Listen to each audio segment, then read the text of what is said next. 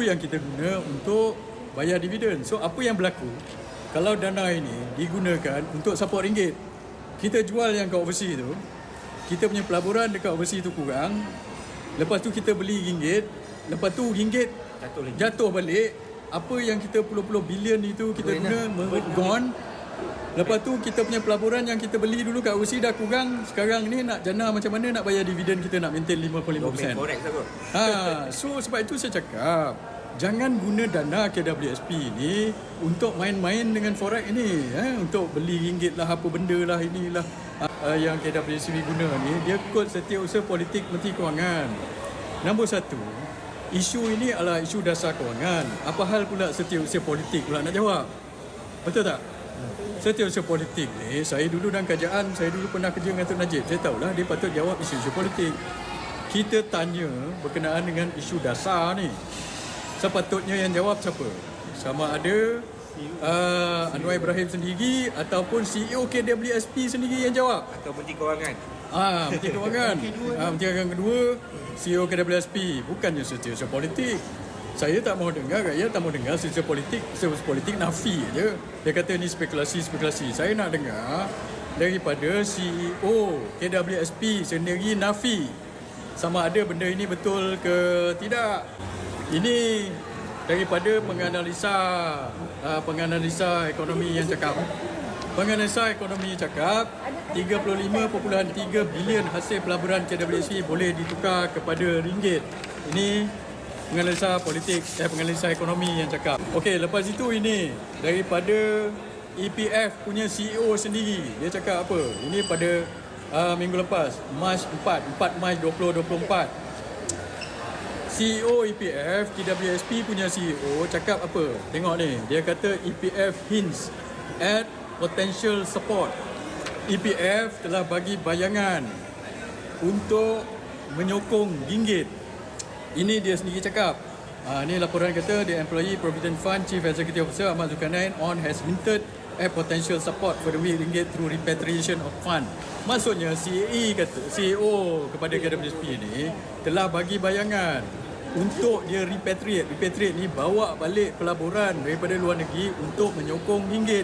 Dia sendiri yang bagi hint itu, tuan-tuan. So sebab itu saya tanya betul ke tidak, sebab dia yang bagi hint, bukan cerita ini kita buat-buat ini. Lepas tu apa dia tulis kat sini? On the ringgit performance, Ahmad Zulkarnain said the retirement fund is in sync with Bank Negara Malaysia's stance on the valuation of the ringgit. We agree that the ringgit is undervalued. It means purchasing more asset in ringgit. Dia kata maksudnya dia setuju dengan Gabungan Bank Negara, ringgit dia tu terkurang nilai, lepas itu dia nak beli lagi aset dalam ringgit. So macam mana dia nak beli aset dalam ringgit ini? Dia kata apa ni? Dia kata lagi. Okey, lepas itu dia kata dia nak beli ringgit ni dan kemungkinan lepas tu dia kata Ahmad Zulkarnain stop short of disclosing detail. Tapi dia tak cakap detail. Dia kata I'm not able to tell you the term of note. Dia tak boleh bagi tahu secara detail apa terma-terma dia. Dia kata because that is confidential information. Sebabnya itu adalah maklumat sulit. CEO KWSP cakap. Dia tak cakap tak betul sebab wartawan dah tanya dia dah. Wartawan dah tanya KWSP, adakah betul KWSP ni dah jual aset dekat luar untuk beli ringgit? Wartawan tanya, ini daripada NST, tak salah saya di Age apa semua dah keluar. Dan dia jawab macam mana? Dia kata, kita kalau under value tu kita beli untuk ambil untung. Lepas tu saya tak boleh bagi tahu terma-terma dia sebab ini adalah sulit. Okey. Kalau kata benda ini tak betul, katakan awak lah siapa ni Tok Ayah Syam 847 Alsina Enterprise Okey, kata awak jadi CEO KWSP, benda ni tak betul. Wartawan tanya, awak jawab apa? Adakah awak jawab, ini kita tak boleh disclose sebab terma-terma tak betul, ataupun awak cakap benda ni tak betul, mana ada saya buat macam tu? Awak jawab macam mana? Mestilah kalau tak betul, awak jawab benda tak betul lah. Bukannya awak jawab benda ni sulit. So kalau awak jawab benda tu sulit, maksudnya ada asas atau kebenaran tentang berita tersebut. Ini dia cakap sendiri. Sebab itu saya tanya. Lepas tu apa dia cakap? Lepas itu saya tengok Cyber Tribunal, bukan Cyber Trooper lah. Saya ingat penyokong-penyokong kerajaan ala-ala ekonomis yang menyokong Anwar Ibrahim ni. Saya dapat feedback jugalah daripada kawan-kawan saya bagi tahu bila saya buat video berkenaan dengan KWSP ni, video dia dah pergi berapa, 1.3 juta 1.3 juta. Saya baik dia tak ban kan benda tu So dia nak counter lah. Saya rasa mereka dah koyak, dah berapa banyak video saya dia dah koyak ni. So dia nak counter, dia kata macam ini. Dia kata apa yang Hisham Jalil cakap itu dia based on apa yang Saiful cakap tu tak betul lah apa dan sebagainya. Dan lepas itu ada seorang pula cakap nak backing kerajaan. Dia kata ada berpuluh-puluh bilion ni daripada luar negeri yang kita melabur dekat luar negeri. Kita bukan jual aset pelaburan kita luar negeri, kita cuma bawa balik untung, dia cakap. Okey, nombor satu, bila penyokong kerajaan Anwar yang cakap macam tu, maksudnya apa? Maksudnya benda ni berlaku ke tidak? Kalau kita andaikan lah, benda berlaku lah. Dia nak cover balik lah, dia nak backing. Dia kata benda berlaku tapi kita bawa balik untung, dia kata. Berapakah pelaburan KWSP di luar negeri? KWSP ada 1 trilion jumlah dana dia, 1.1 trilion, 1 trilion tak salah saya. Dan 38% daripada dana KWSP ini adalah dana yang dilaburkan di luar negeri. 38%, 62% adalah dana di dalam negeri. Now 38% ni adalah lebih kurang 400 bilion macam itu.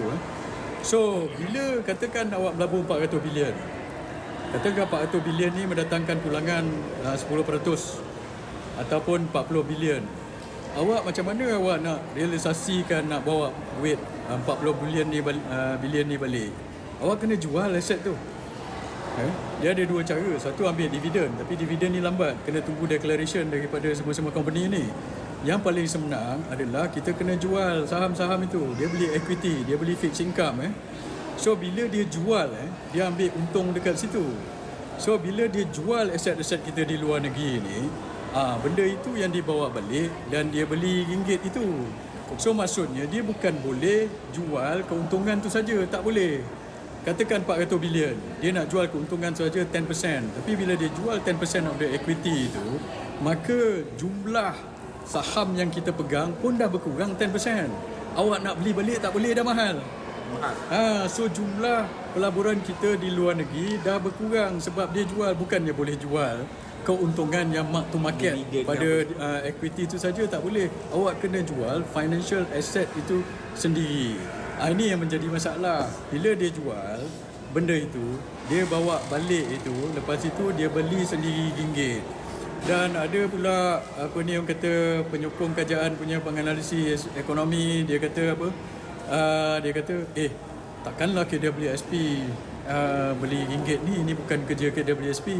Ini bank negara aja yang boleh beli ringgit. So kita tengoklah reserve bank negara macam mana. Ini satu lagi tak betul. Siapa-siapa pun boleh beli ringgit, bukan bank negara aja boleh beli ringgit. Saya pun boleh beli ringgit, mana-mana orang pun boleh beli ringgit di luar negeri. Awak pergi post office untuk beli ringgit. So dia nak backing, tapi faktanya itu tak betul. So sebab itu saya cakap, mereka ini bila dia repatriate balik duit itu, dia jual, dia beli kita ringgit kita untuk pengukuran ringgit. Tapi apabila dan sekiranya dia buat macam itu, apa yang berlaku? Kita punya dana pegangan saham kita, jumlah saham yang kita pegang di luar negeri akan turun. Kita nak beli balik, dia dah jadi mahal. Now, kenapa kita labur di luar negeri ni? Kita labur di luar negeri sebab pulangan di luar negeri itu lebih tinggi. KWSP kita nak maintain daripada dulu 5% lebih untuk bayar dividen kepada rakyat kita. Tapi beberapa tahun yang lepas, KWSP buat keputusan untuk tambah pelaburan di luar negeri sebab pulangan di luar negeri ni lebih banyak. Sebab pulangan equity market dan sebagainya dalam negeri ni dah kurang.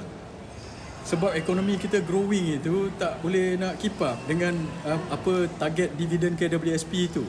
So sebab itu kita nampak 38% pelaburan KWSP di luar negeri ini menjana 53% ke tak salah saya. 53% daripada pendapatan keseluruhan KWSP. So dia ada 38% pegangan, tapi menjana lebih daripada 50% daripada keuntungan.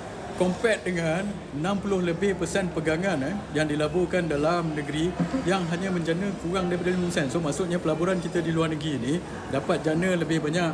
Itu yang kita guna untuk bayar dividen. So apa yang berlaku kalau dana ini digunakan untuk support ringgit, kita jual yang kat overseas tu, kita punya pelaburan dekat overseas tu kurang, lepas tu kita beli ringgit, lepas tu ringgit jatuh balik, apa yang kita puluh-puluh bilion itu kita guna gone.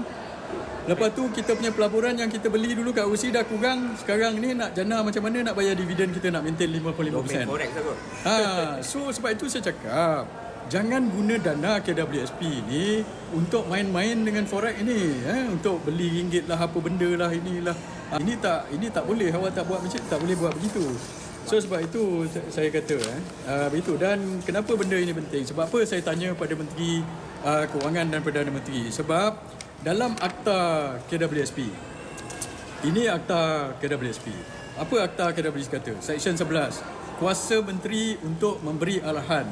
Menteri boleh memberi kepada lembaga arahan yang bersifat am selaras dengan peruntukan akta ini tentang perjalanan fungsi dan kuasa lembaga, dan lembaga hendaklah melaksanakan arahan itu.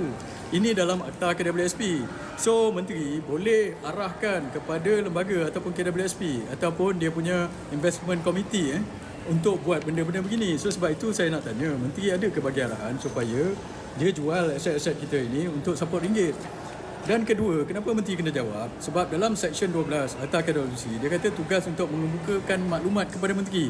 Lembaga hendaklah mengemukakan kepada menteri apa-apa maklumat berkenaan berhubungan dengan kegiatan sebagaimana dikehendaki oleh menteri dari semasa ke semasa. Now, ini adalah isu kepentingan rakyat. So, bila isu kepentingan rakyat, sebab dana pencen kita ini, kalau dana pencen kita digunakan untuk support KWSP, kita perlu tahu.